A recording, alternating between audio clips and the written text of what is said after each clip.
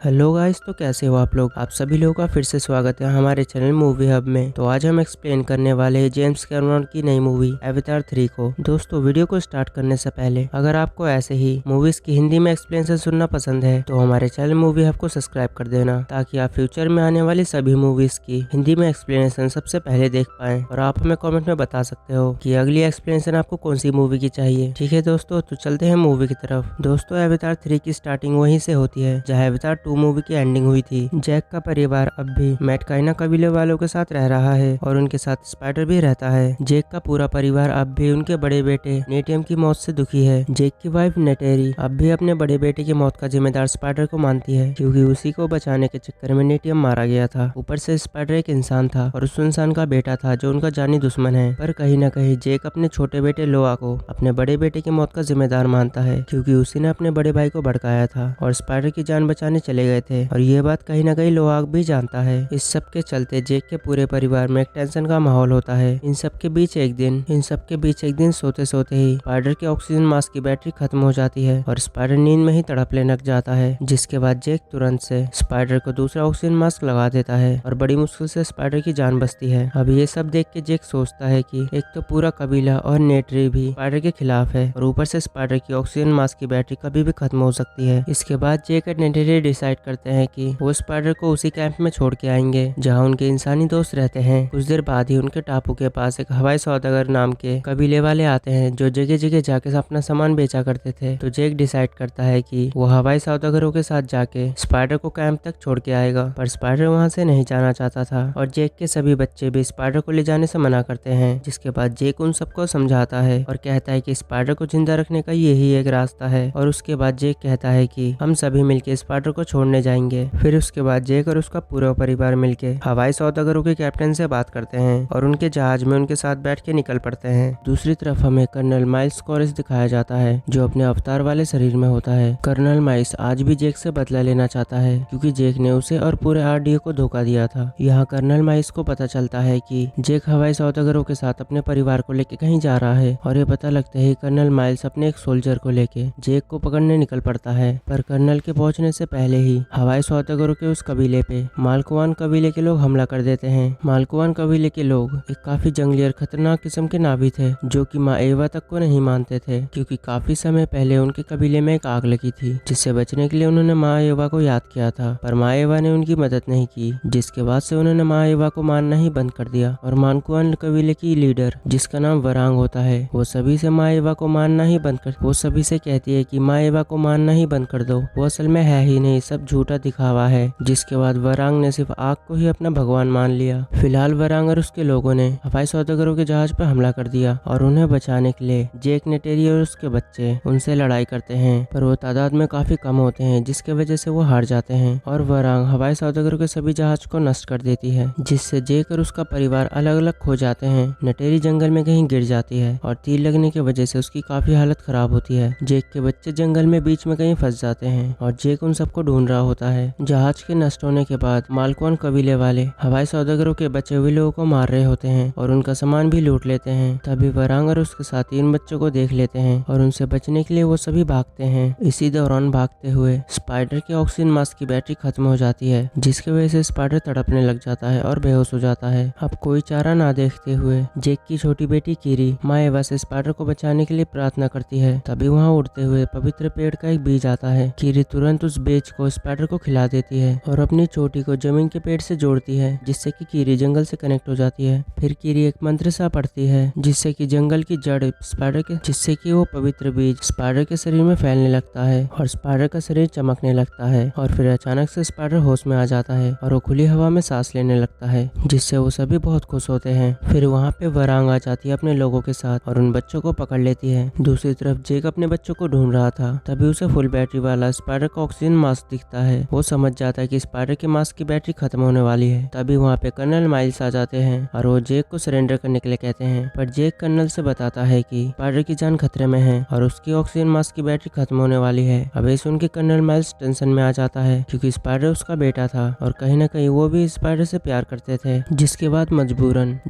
मजबूरन colonel miles को Jack के साथ स्पाइडर को ढूंढने जाना पड़ता है। जिसके बाद जैसे ही वो बच्चों के पास पहुंचते हैं वो वरान और उनके लोगों पे हमला कर देते हैं और बच्चों को आजाद करा लेते हैं। लेकिन फिर वरांग अपने चोटी से कर्नल की चोटी को जोड़ लेती है और उसे ही काबू कर लेती है। वरांग को कर्नल की बंदूक बहुत पसंद आती है और वो कर्नल से बंदूक चलाना भी सीखती है, जिसके बाद वरांग उन सबको कैद कर लेती है और उनकी बलि चढ़ाने के लिए तैयारी करती है। किरी चुपचाप अपनी चोटी को पौधों की जड़ों से जोड़ लेती है और उन पौधों के जहरीले कांटों से उन पर नजर रखे हुए पहरेदारों पे हमला करवा देती है, जिसके बाद वो सभी वहाँ से भाग जाते हैं। फिर जैसे ही ये बात वरांग को पता लगती है, वो उन सभी को ढूंढने निकल पड़ती है और धरती, आकाश, जंगल सब एक कर देती है। दूसरी तरफ निटेरी किसी तरह से अपने इकरान पे बैठ के हाई कैंप तक आ जाती है, जहाँ पर डॉक्टर सर्जरी करके उसका तीर निकाल देते हैं और फिर होश में आते ही वो अपनी माँ कुआत को बताती है कि उसके बच्चों की जान खतरे में है। जिसके बाद कैंप में मौजूद डॉक्टर नोम और उनके बाकी साथी अपने नावी अवतार में आ जाते हैं और नितेरी के परिवार को ढूंढने निकल पड़ते हैं। दूसरी तरफ हमें जेक, कर्नल और उसका परिवार दिखाया जाता है, जो मालकोन कबीले वाले से भागते हुए काफी दूर आ गए थे और थकान के मारे एक तालाब के किनारे पर ही सो जाते हैं। फिर सुबह जेक की आँख खुलती है तो वो देखता है कि एक इकरान उनकी तरफ आ रहा है, जिससे वो अपने परिवार को छुपाने लगता है। पर वो हाई कैंप के लोग होते हैं, जिसमें निटेरी, डॉक्टर नोम और उनके साथी होते हैं और ये देखते ही कर्नल चुपचाप वहाँ से निकल जाता है और स्पाइडर को खुली हवा में सांस लेता देख वो सभी हैरान हो जाते हैं। फिर हाई कैंप पहुंचकर स्पाइडर की जांच की जाती है। जांच में पता चलता है कि स्पाइडर के शरीर में वो बीज माइसीलिया जंगल के नेटवर्क की तरह फैल गया है, जो स्पाइडर के हर एक सेल तक पहुंच चुका है और उसे अब स्पाइडर के शरीर से नहीं निकाला जा सकता। अब ये जान के जैक और भी परेशान हो जाता है, क्योंकि अगर गलती से स्पाइडर इंसानों के हाथ लग गया तो वो स्पाइडर के जरिए कोई ऐसा रास्ता निकाल लेंगे जिससे दूसरे इंसान भी इस ग्रह पे सांस ले पाएंगे, और अगर ऐसा होता है तो सभी इंसान पेंडोरा ग्रह पे आ जाएंगे और सब कुछ तबाह कर देंगे। फिर डॉक्टर नोम जैक को दिखाते हैं कि स्पाइडर के सिर के पीछे से भी एक क्रू निकल रहा है और स्पाइडर भी धीरे धीरे एक नावी बन रहा है। दूसरी तरफ हमें किरी दिखाई जाती है, जो ट्री ऑफ सोल से माँ एवा से जुड़ने की कोशिश कर रही थी, जिससे किरी आत्मा लोक में पहुंच जाती है और किरी माँ एवा से बात करने की कोशिश करती है, पर माँ एवा सामने नहीं आती और रियल वर्ल्ड में किरी के शरीर को दौरे पड़ने लगते हैं। फिर कुछ देर में किरी होश में आती है, पर उसके साथ जो हुआ था उससे उसका मनोबल टूट जाता है। इसके बाद जैक और निटेरी किरी को एक राज की बात बताते हैं कि किरी के असल में माँ बाप है ही नहीं। अभी ये सुन के किरी को लगता है कि वो एक क्लोन है। तभी नितेरी की माँ मोआत किरी को बताती है कि जब डॉक्टर ग्रेस अपने अवतार के रूप में मर रही थी, तब हमने उनके शरीर को माँ एवा के हाथों पे रखा था। तब माँ एवा ने उनके घर में एक बीज बोया और उससे तुम्हारा जन्म हुआ, और असल में तुम माँ एवा की ही बेटी हो और इसीलिए तुम माँ एवा से अपना जुड़ाव महसूस करती हो। इधर जेक स्पाइडर के सांस लेने वाले बात को लेके काफी परेशान होता है, जिसे निटेरी देख के जेक को एक सुझाव देती है कि वो स्पाइडर को मार दे, पर जेक निटेरी को याद दिलाता है कि स्पाइडर उनके परिवार का ही एक हिस्सा है। दूसरी तरफ हमें कैप्टन मैक दिखाया जाता है, जो पिछली बार टुलकुन के हमले से बच गया था। वो अभी भी उनका शिकार करके उनका बेशकीमती तरल निकाल रहा है, लेकिन डॉक्टर यान, जो कि एक समुद्री वैज्ञानिक था, उसे कैप्टन मैक का टुलकुन का शिकार करना बिल्कुल भी पसंद नहीं था और वो उनके शिकार के भी खिलाफ था।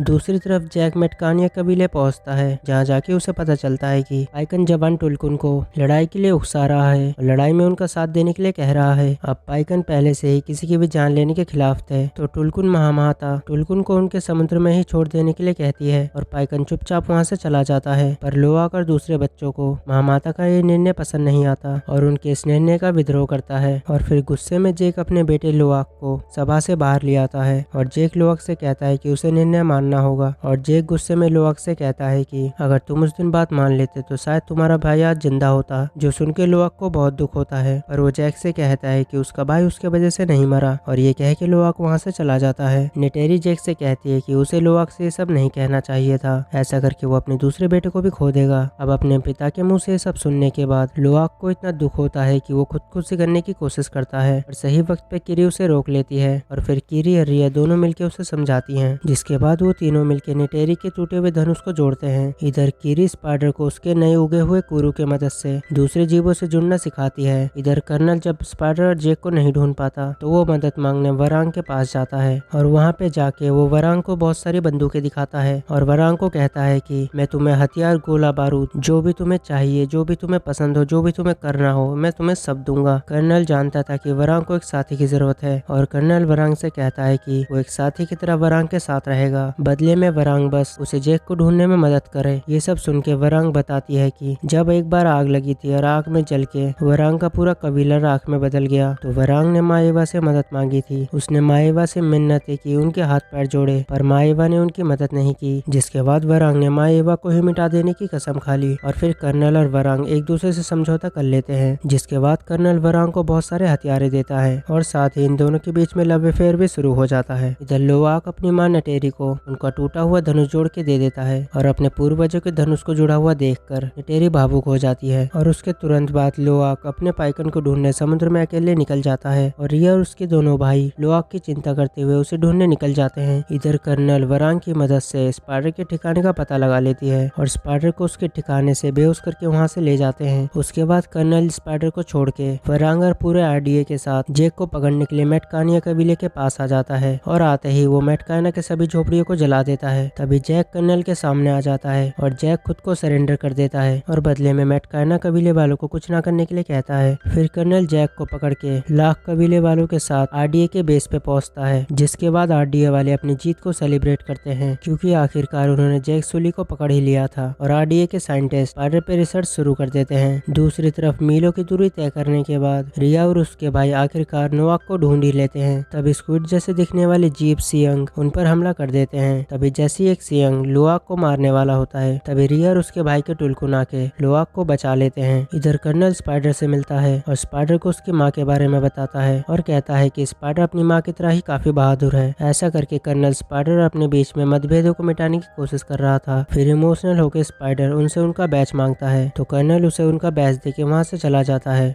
दूसरी तरफ लोवाक पाइकन को ढूंढ लेता है। पाइकन अपने कुल के बचे हुए आखिरी सदस्य से उन तीनों को मिलवाता है। उस बेचारे पाइकन के पूरे शरीर पे एंकर्स घुसे हुए थे, उसके पूरे शरीर में कट्स के निशान थे और साथ ही आरडीओ वालों ने उस बेचारे पाइकन के दोनों आंखें फोड़ दी थी और उसकी ये हालत देख के रिया रो पड़ती है। इधर कैप्टन मीक बहुत बड़े लेवल में टुलकुन्स का शिकार करने के लिए एक प्लान तैयार कर रहा होता है। कैप्टन मीक उस दिन और जगह को चुनता है जब सारे टुलकुन एक जगह प्रजनन के लिए इकट्ठा होते हैं, जिस पर डॉक्टर यान उन्हें इतने बड़े लेवल पर टुलकुन के शिकार करने के लिए मना करता है, पर उनमें से कोई भी उनकी बात नहीं सुनता। फिर कर्नल जैक के सेल में आता है और जैक को बताता है कि कल सुबह तुम्हें सबके सामने मार दिया जाएगा, जिस पे जैक कर्नल से कहता है कि कर्नल काफी सालों पहले मर चुका है, अब तुम एक नावी हो और पूरी तरह से एक नावी होने के लिए आजाद हो, तुम्हें बस एक बार माँ एवा का एहसास करना चाहिए, फिर तुम सब समझ जाओगे। जैक की इन सब बातों को सुन के कर्नल को गुस्सा आ जाता है और कर्नल वहाँ से चला जाता है। दूसरी तरफ स्पाइडर कर्नल के दिए हुए लॉकेट से अपने सेल को खोल के वहाँ से भाग जाता है। इधर निटेरी अपने धनुष को उठाती है और कुछ हथियारों को लेके अपने पति जैक को बचाने निकल जाती है। निटेरी लाख कबीले वालों के कुछ लोगों को मार देती है और उनकी आईडी ले लेती है, जिससे वो बड़े ही आसानी से आरडीए के हेडक्वार्टर में घुस जाती है। इधर स्पाइडर दूसरे वर्करों की तरह कपड़े पहन लेता है और उनमें घुल मिल जाता है और जैक को बचाने निकल जाता है। हमें डॉक्टर यान भी दिखाया जाता है जो जैक को बचाने के लिए एक बड़े से बुलडोजर में बैठ जाता है। फिर निटेरी वरांग के कैंप में घुस जाती है और वरांग के गर्दन पे एक चक्कू रख के उसके जान के बदले जैंग का पता मांगती है, पर तभी वहाँ कर्नल आ जाता है और नेटेरी पे गोलियां बरसाने लगता है, पर नेटेरी उन गोलियों से बचते हुए अपनी इकरान पे बैठ जाती है और अपने इकरान पर बैठ के वहाँ चारों तरफ जैक के बम वाले तीरों से ब्लास्ट करने लगती है, जिसके बाद आरडीए के सभी लोग निटेरी के पीछे लग जाते हैं। इधर डॉक्टर यान भी जैक को ढूंढ लेता है, बुलडोजर से उसके सेल को तोड़ देता है और आरडीए वालों की गोलियों से जैक को बचाते हुए उसे एक तरफ ले जाता है। जैक डॉक्टर यान से उसकी जान बचाने की वजह पूछता है, जिसके जवाब में डॉक्टर यान बताता है कि ये लोग बहुत बड़े स्तर पे टुलकुन का शिकार करने वाले हैं और एक समुद्री जीव वैज्ञानिक होने के नाते मैं ऐसा नहीं होने दे सकता और उन्हें ये करने से सिर्फ तुम ही रोक सकते हो। तभी जैक को आरडीए वाले ढूंढ लेते हैं और उस पर गोलियां चलाने लगते हैं, पर जैक को बचाने के लिए उनके सामने स्पाइडर आ जाता है। स्पाइडर जानता था आरडीए वाले उस पर गोली नहीं चला सकते हैं क्योंकि इस समय आरडीए वालों के लिए सबसे कीमती स्पाइडर का शरीर है, पर फिर भी उनकी जनरल स्पाइडर पे गोलियां चलाने के लिए कह देती है और जैसे ही वो गोली चलाने वाले होते हैं उस हेलीकॉप्टर पे निटेरी हमला कर देती है और जैक और स्पाइडर को वहाँ से बचा के ले जाती है और उनसे बचने के लिए वो लोग एक जंगल में चले जाते हैं। जैक निटेरी से कहता है कि चाहे वो कहीं भी छुप जाए कर्नल वरांग की मदद से उन्हें ढूंढ ही लेगा और स्पाइडर को उनसे ले जाएगा, और जैक बताता है कि वो लोग अगर स्पाइडर को पकड़ लेते हैं तो किसी तरह से वो रास्ता ढूंढ लेंगे जिससे इंसान हमारे यहाँ सांस ले पाएंगे और फिर सारे इंसान यहाँ आ जाएंगे और धरती की तरह हमारे ग्रह को भी नष्ट कर देंगे। और जैक निटेरी से कहता है कि मुझे भी यही लगता है कि स्पाइडर को हमें मारना होगा, पर पहली बार निटेरी जैक के बात से सहमत नहीं होती, पर फिर भी जैक स्पाइडर को जंगल में अंदर ले जाता है ताकि उसे मार सके और उसके पीछे पीछे निटेरी भी आ जाती है। वो देखती है कि जैक बहुत कोशिश करने के बाद भी स्पाइडर को नहीं मार पाया क्योंकि जैक स्पाइडर को अपने बच्चे की तरह ही मानता था। जिसके बाद निटेरी भी रोते हुए स्पाइडर को अपने परिवार का हिस्सा मान लेती है। जिसके बाद जैक सीधा अपने टुरुक के पास जाता है और वहाँ से टुरुक पे बैठ के सीधा मैटकानिया कबीले वालों के पास जाता है और उनसे आसपास